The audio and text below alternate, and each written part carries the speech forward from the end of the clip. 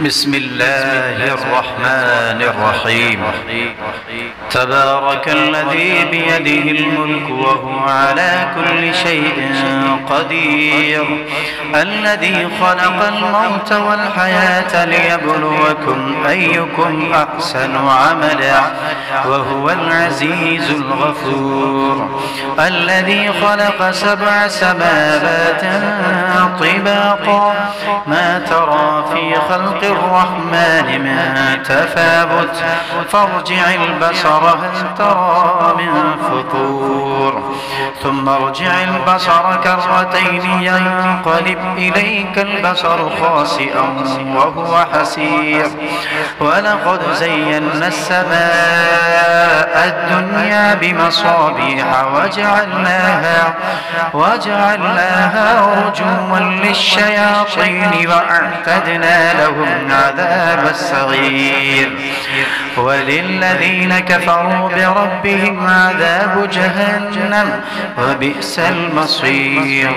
إذا ألقوا فيها سمعوا لها شهيقا وهي تفور تكاد تميز من الغيظ، كلما ألقي فيها فوج سألهم خزنتها ألم يأتكم نذير، قالوا بلى قد جاءنا نذير فكذبنا وقلنا ما نزل الله من شيء إن أنتم إلا في ضلال كبير، وقالوا لو كنا نسمع أو نعقل ما كنا في أصحاب السعير، فاعترفوا بذنبهم فسحقا لأصحاب السعير.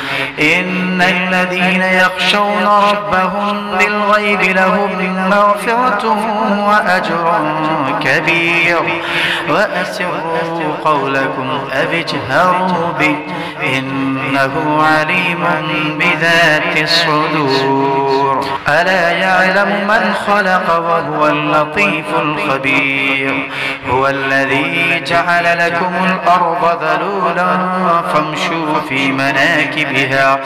فامشوا في مناكبها وكلوا من رزقه وإليه النشور. أأمنتم من في السماء أن يخسف بكم الأرض فإذا هي تمور، أم أمنتم من في السماء أن يرسل عليكم حاصبا فستعلمون كيف نذير. ولقد كذب الذين من قبلهم فكيف كان نكير، أفلم يروا إلى الطير فوقهم صافات ويقبض ما يمسكهن إلا الرحمن إنه بكل شيء بصير. أمن هذا الذي هو جند لكم ينصركم من دون الرحمن إن الكافرون إلا في غرور. أمن هذا الذي يرزقكم إن أمسك رزقه بل لجوا في عتب ونفور. أفمن يمشي مكبا على وجهه أهدى أمن يمشي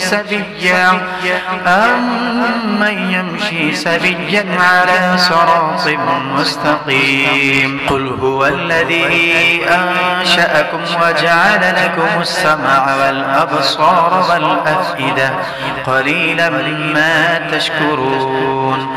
قل هو الذي ذرأكم في الأرض وإليه تحشرون. ويقولون متى هذا الوعد إن كنتم صادقين. قل إنما العلم عند الله وإنما أنا نذير مبين.